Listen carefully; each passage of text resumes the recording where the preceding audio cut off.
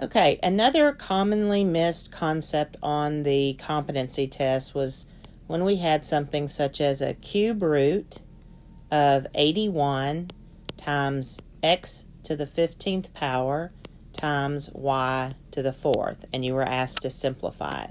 So we'll first start with the cube root of the 81. So you're thinking to yourself, is there a number that would multiply by itself 3 times to give you 81? And so if you think about 2 times 2 times 2, that's only 8. And 3 times 3 times 3 is only 27. And then if we go 4 times 4 times 4, we're getting closer. That's 64. 5 times 5 times 5 is 125. So we're too big. So there's not a perfect cube root. But what you try to think of instead is, are there factors that are?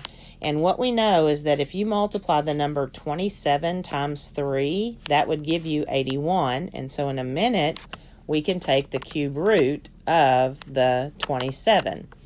And then we're going to talk about the x to the 15th. Notice that power is a multiple of the root 3. And then we have a y to the 4th. But what I'm going to actually do with the y to the 4th is break it apart as y to the 3rd, which would be a perfect cube, times y to the 1st, which is not. And so now when I go back, I'll simplify the things that have perfect cube roots. So the cube root of 27 would give me a 3 on the outside. And then you still have a 3 that's going to be left under the cube root sign. When I do the cube root of this x to the 15th, you can think of it as taking the power 15 divided by the root 3, so that would leave you with x to the 5th outside. And when you have the y cubed and you take the cube root of that, again, you can think of the power 3 divided by 3, so that just gives you y to the 1st. And then this other y is still left underneath. So this would be your final simplified answer there.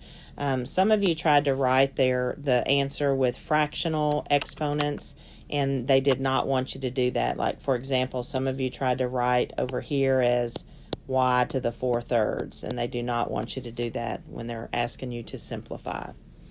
Okay, so next commonly missed type of question was trying to factor something such as, let's say 2x squared minus 25x minus 13. And so some of you may have been taught some different methods. Some of you may have been taught something called the bottoms-up method. If you did, that's great. You can certainly use that method. I simply do a trial and error type method where I start with my first term and I break it apart. So 2x squared will be a 2x times a 1x. And then I have to carefully work with my factors of negative 13 and try to place them so that I can get a negative 25 in the middle. And so knowing I have to get pretty big, I would probably put the 13 here and the 1 here.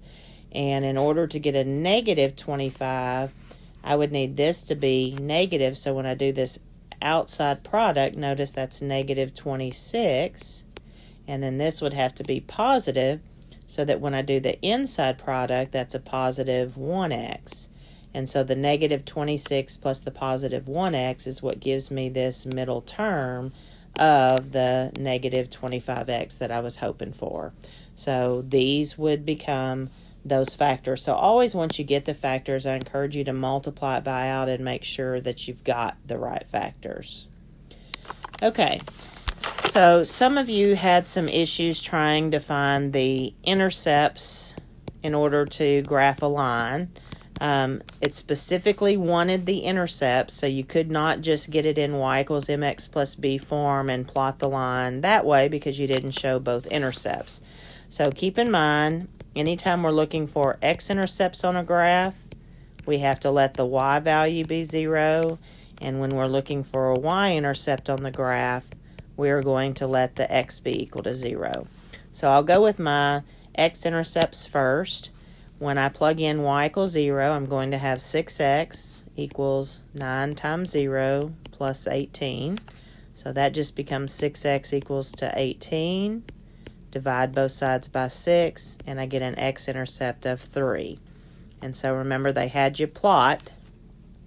So on that x-axis, I should have seen a point at 3. For my y-intercept, if I let x equal to 0, I get 6 times 0 is equal to 9y plus 18. So 0 is equal to 9y plus 18. Subtract 18 on both sides. So a negative 18 is equal to 9y. And then divide both sides by 9, and you get a y-intercept of negative 2. So on my y-axis, there's my y-intercept. So you had to specifically plot it using those intercept values.